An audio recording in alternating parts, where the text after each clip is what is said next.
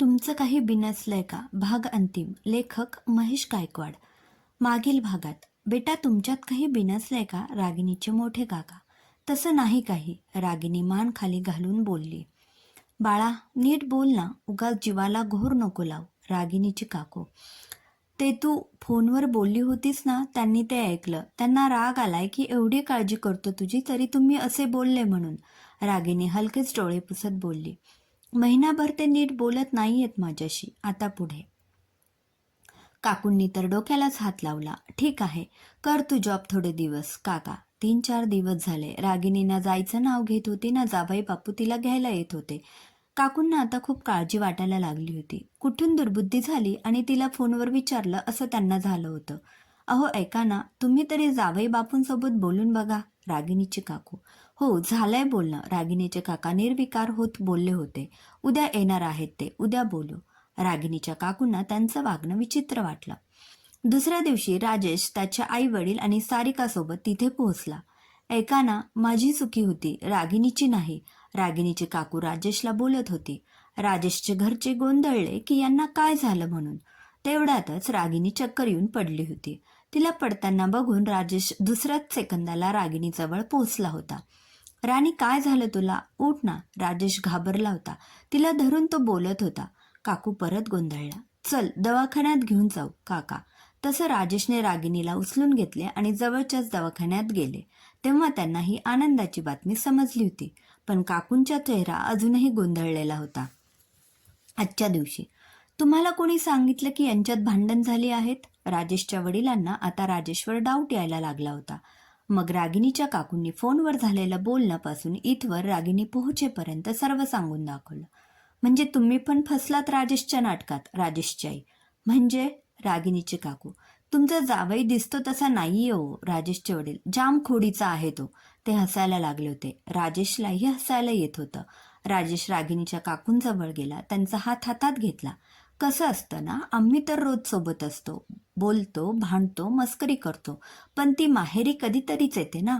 आम्ही पण गावाला जेव्हा येतो तेव्हाचा सगळा वेळ त्यांच्यासाठीच देतो. आम्ही तुमच्या सोबत वेळ घालवण्यासाठी येत असतो.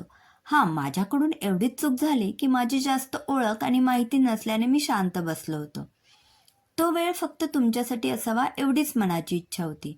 मायलेकीचे सुंदर क्षण मी थोडाच वाया घालवू देणार आहे.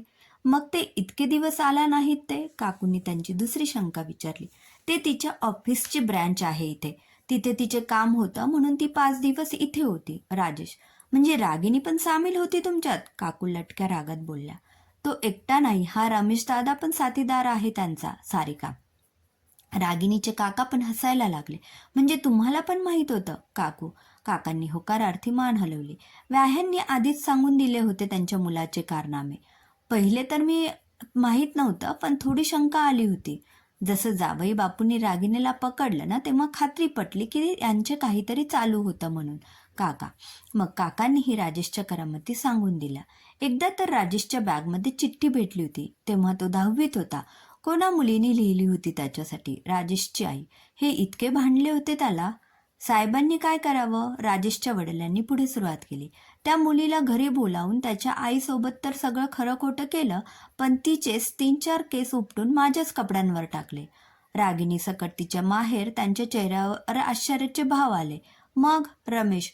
मग काय, राजेशचे वडील पूर्ण दिवस मी शिव्या खात बसलो होतो. संध्याकाळी शाळेतून साहेब आले आणि बोलतात कसे? राजेशची आई. बघितले का बाबा, चुकी नसताना ओरडा बसल्यावर कसं वाटतं? मग तुम्ही काही बोलल्या नाही त्यांना एवढं केल्यावर? रागिनीची काकू. तिलाच हाताशी धरून तर केलं होतं त्याने. राजेशचे वडील. परत एक हास्याची लहर उसळली. म्हणजे सगळे मणी एकाच माळेत आले म्हणायचे. काकू ओलावलेले डोळे हलकेच पुसत बोलल्या. आज एवढी चांगली बातमी भेटली म्हणून सोडते सगळ्यांना. काकू ठसक्यात बोलला. तेव्हा मागे भिंतीआड लपलेली रागिनी हळूच येऊन तिच्या काकूच्या कुशीत शिरली. तिला बरं वाटल्याने ती बाहेरच्या खोलीत येत होती. तेव्हा बाहेर चाललेला कार्यक्रम बघून ती मागेच लपली होती. अगं हळू. काकू. कशाला बाहेर आलीस? तुम्हाला रडवलं ना आम्ही? रागिनीने कान पकडले. सॉरी. तुला तर नीटच बघणार आहे मी. काकूने तिला मिठीत घेतलं. पण आता तुला जास्त काळजी घ्यायला हवी.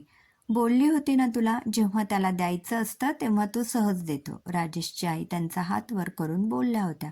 रागिणीने होकारार्थी मान हलवली. त्यांनाही तिने मिठी मारली. सगळे हसण्यात सामील झाले. आयुष्याच्या एका नवीन पर्वाची सुरुवात करण्यासाठी सगळे सज्ज झाले होते. समाप्त.